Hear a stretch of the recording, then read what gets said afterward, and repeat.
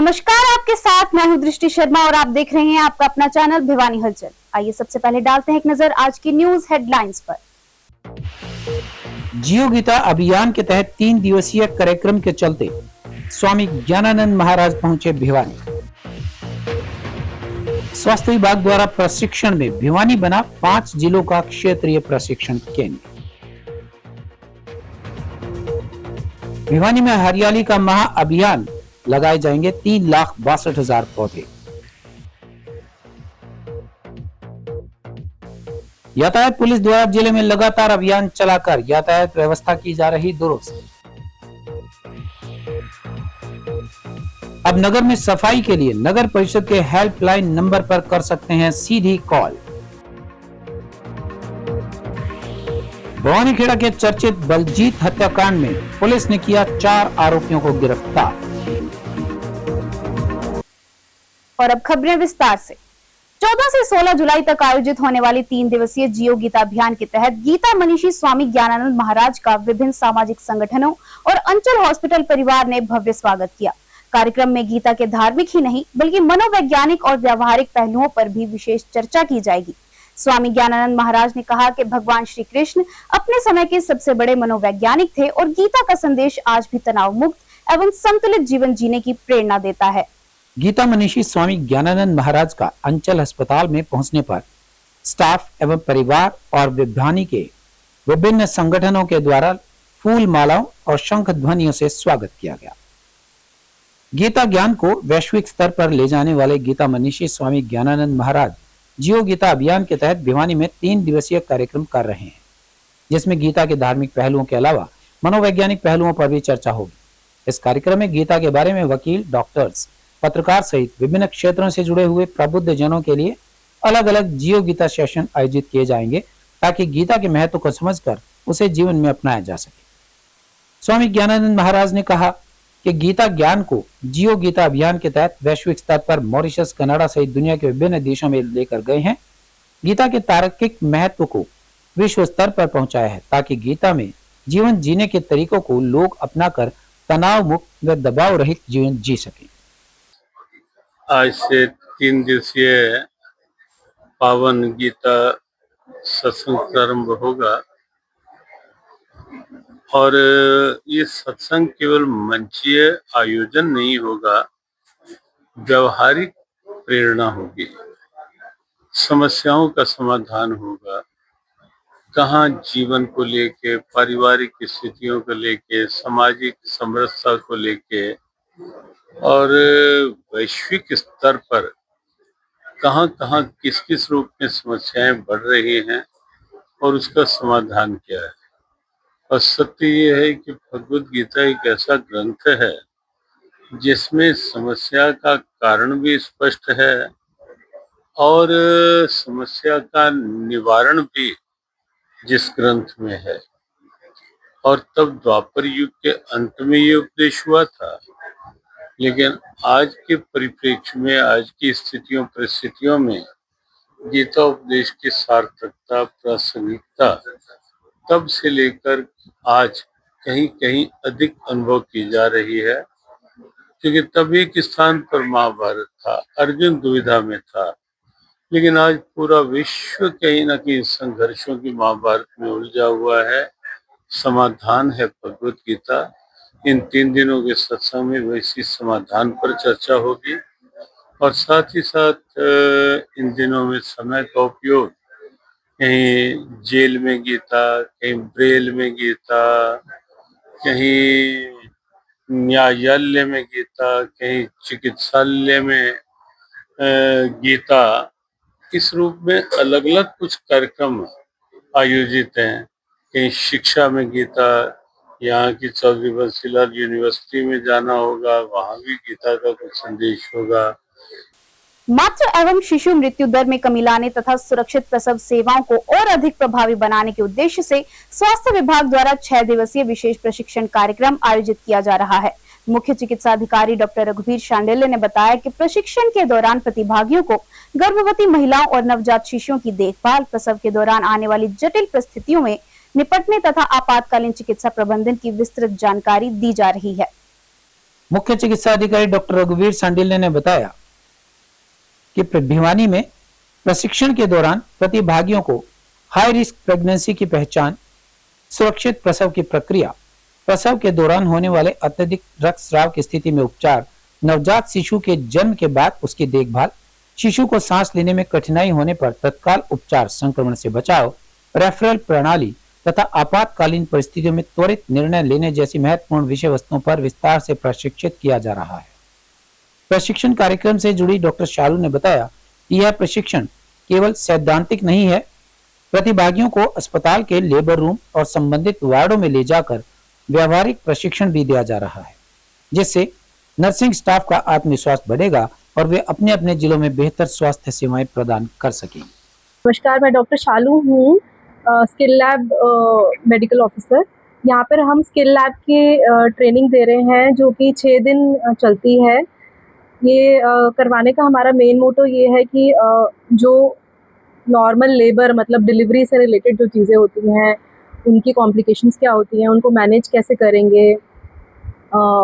जो हमारा main motto है ये सिखाने का, ये है इन्फेंट मोर्टेलिटी रेट कम करने के लिए और जो मैटरनल मोर्टेलिटी रेट कम करने के लिए, और जो नॉर्मल हमारी जो प्रेगनेंसी वाली फीमेल्स हैं उनको हम कैसे फॉलो करें, उनको कैसे रजिस्टर करें, ताकि हम उनकी ग्रोथ, फीटल ग्रोथ या फिर जो हमारा नॉर्मल जो हाई रिस्क पेशेंट्स हैं उनको हम कैसे कैच करें और हायर फैसिलिटी में भेजें, और किसी ना किसी तरह से मोटो हमारा फाइनली ये है कि मोर्टेलिटी कंट्रोल करें। तो मेन मोटो हमारा ये है। हमारा काफ़ी सारे डिस्ट्रिक्ट से, अलग अलग डिस्ट्रिक्ट से हम यहाँ पे पार्टिसिपेंट्स बुला रहे हैं, जो कि भिवानी से हैं, हिसार से हैं, दादरी से हैं, फतेहाबाद से हैं। इनको बुला के हम ट्रेन करते हैं इस चीज़ के लिए, और जो 6 दिन का बैच है रेगुलर चलता है। नमस्कार, मैं Thandiram, nursing officer, district Fatehabad PHC Nahla से स्किल लैब की ट्रेनिंग के लिए DTC सेंटर भिवानी के लिए आए हैं। और इस ट्रेनिंग के अंदर हमें मैटरनल और इन्फेंट डेथ को कम हो इसके लिए बताया जा रहा है, और अर्ली डायग्नोस करके उनको हायर सेंटर तक रेफ़र किया जाए, ताकि बच्चे की और माँ की डेथ कम हो सके। मेरा नाम सुनीता है, मैं स्टेट शिवानी में नर्सिंग ऑफिसर हूँ भिवानी डिस्ट्रिक्ट में। यहाँ पे हमारी स्किल लैब की ट्रेनिंग लगी हुई है, जिसमें हमें बहुत कुछ अच्छा सीखने को मिल रहा है।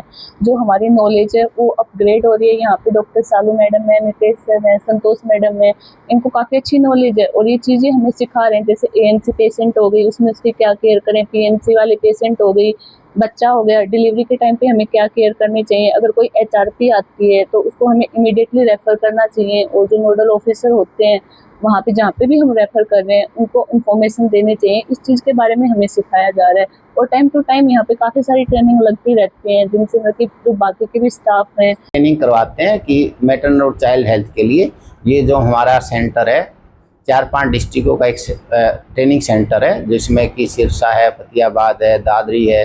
इनकी सभी की स्किल ट्रेनिंग हमारे यहाँ भिवानी ट्रेनिंग सेंटर पे करवाई जाती है। इसमें हम यही बताते हैं कि आप कैसे गर्भवती महिलाओं का स्वास्थ्य का ध्यान रखें, कैसे बच्चों को टाइम पर इम्यूनाइजेशन करवाएं, कैसे न्यूट्रिशन का ध्यान रखें। तो आज से शुरू होकर के 6 दिन की होती है। इसमें प्री टेस्ट करवाया जाता है, ड्यूरिंग ट्रेनिंग के उसको प्रैक्टिकल ट्रेनिंग, मैनुअल ट्रेनिंग और थ्योरेटिकल ट्रेनिंग के साथ साथ वार्ड 2 में घुमा करके ward to ward practical training का भी अभ्यास करवाया जाता है, ताकि वो फील्ड में जा करके मैटरनल और चाइल्ड हेल्थ पर अच्छा तरह काम कर सके। पर्यावरण संरक्षण और हरित आवरण बढ़ाने के उद्देश्य से वन विभाग ने व्यापक पौधारोपण अभियान शुरू किया। इस वर्ष जिले में 3,62,000 पौधे लगाने का लक्ष्य निर्धारित किया गया है, जबकि आम नागरिकों को और विभिन्न संस्थानों को 12 वन नर्सरियों से निःशुल्क पौधे उपलब्ध कराए जा रहे हैं।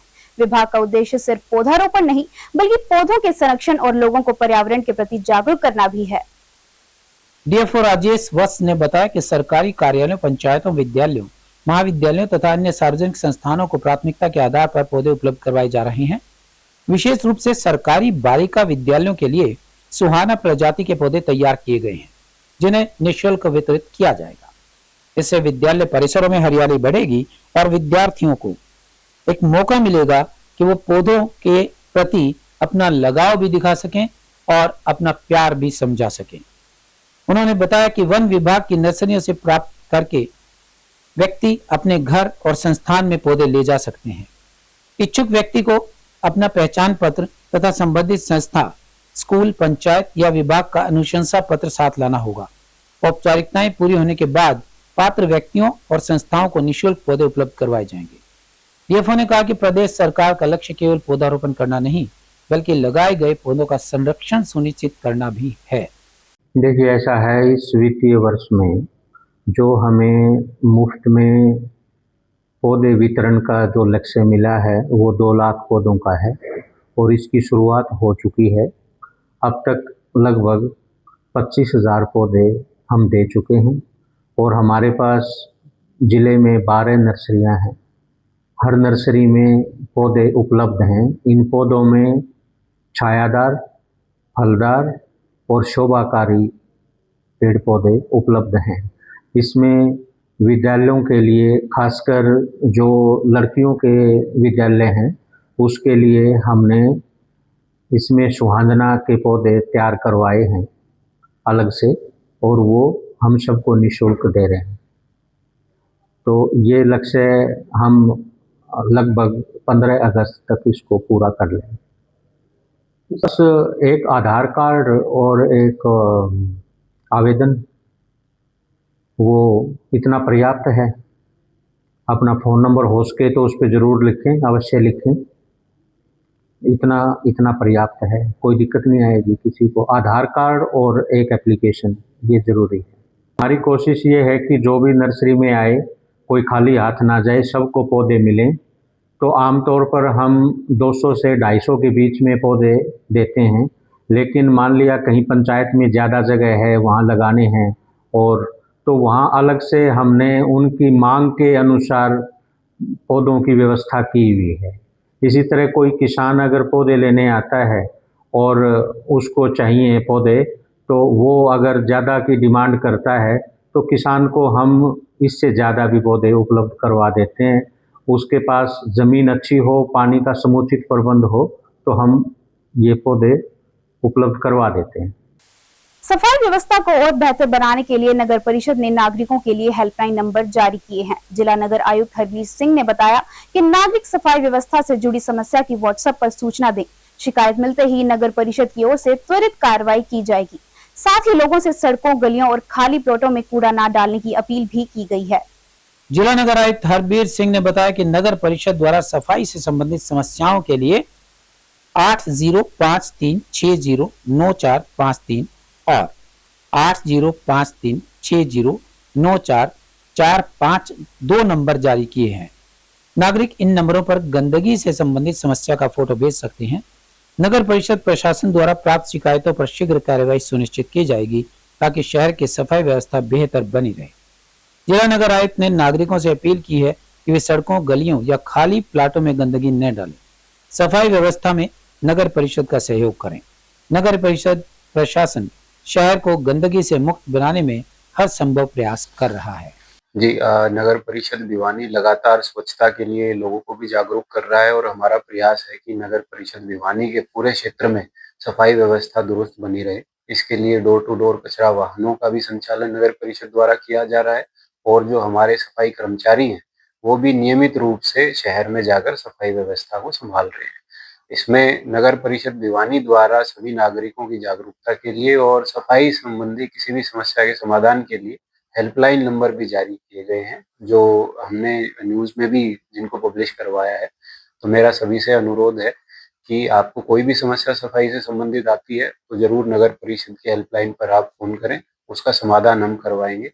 और मैं ये भी साथ साथ अपील करना चाहूँगा कि सफाई व्यवस्था को बनाए रखने में आप नगर परिषद का सहयोग दें। जी, नंबर हेल्पलाइन के 2 नंबर हमने जारी किए हैं जिसमें आप फ़ोन कर अपनी समस्या बता सकते हैं।